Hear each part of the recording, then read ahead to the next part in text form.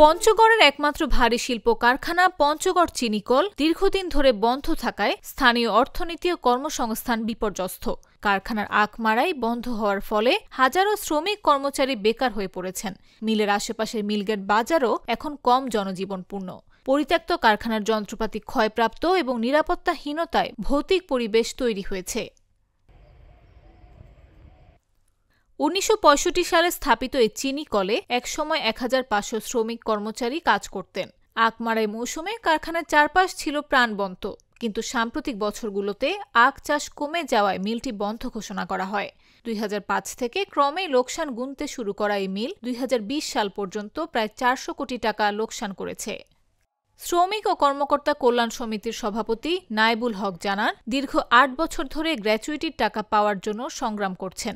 মিল বন্ধ হওয়ার কারণে শ্রমিকরা বিভিন্ন ছোট ব্যবসা, দিনমজুরি বা রিকশা চালিয়ে জীবনযাপন করছেন। বর্তমানে জেলার ৩১টি আখ ক্রয় কেন্দ্রের মধ্যে মাত্র ৮টি কার্যকর। পঞ্চগড় চিনিকলের উপব্যবস্থাপক ফরিদুল আলম জানান, যদি আখ চাষ বৃদ্ধি পায় এবং আরও ১৫০০ থেকে ২০০০ একর জমি আখ চাষের আওতায় আসে, তবে মিল পুনরায় চালু করা সম্ভব। পঞ্চগড় চিনিকলের ব্যবস্থাপনা পরিচালক সাইফুল ইসলাম বলেন, ২০২০ সালে আখমারাই বন্ধের আদেশ প্রত্যাহার করা হয়েছে, তবে জেলায় পর্যাপ্ত আখ চাষ না হওয়ায় এখনও পূর্ণ কার্যক্রম শুরু করা যায়নি। শ্রমিক ও স্থানীয় জনগণের কাছে এখনও মিলটি চালু হওয়ার প্রত্যাশা জেগে আছে, যা জেলা অর্থনীতি ও কর্মসংস্থানের জন্য গুরুত্বপূর্ণ। নিউজ ডেস্ক, জাগো news.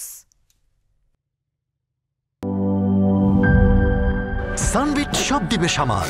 Sunbit magic press dishwashing এর মাথা ঘোরানো সলিউশন।